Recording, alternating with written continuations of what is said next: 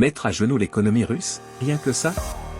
Il y a un peu plus de 2 ans, Bruno Le Maire, ministre français de l'économie et des finances, assurait que les sanctions prises par la France vis-à-vis de la Russie, suite à son invasion de l'Ukraine, allaient mettre l'économie russe à genoux. En fait, le ministre français a répété bêtement ce que les Américains lui ont demandé de dire.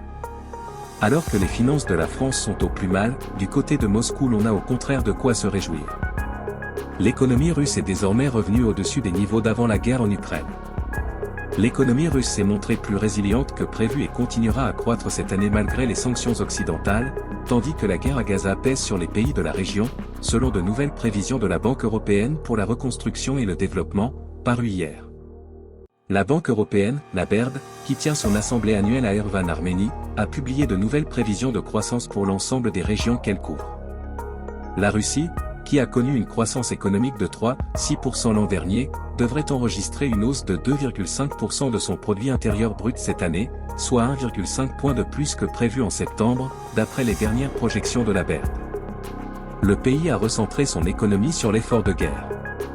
Cela conduit donc à une croissance plus rapide qui se traduit par une amélioration du bien-être de sa population. Selon la Banque européenne, les sanctions ne fonctionnent pas.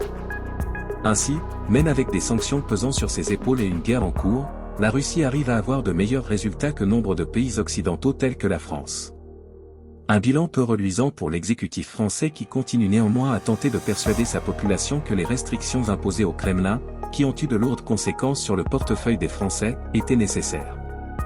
Finalement, ce sont les peuples dirigés par des politiciens malhabiles et incompétents qui souffrent des visions à court terme de leurs dirigeants et qui doivent accepter de voir leurs conditions de vie se dégrader.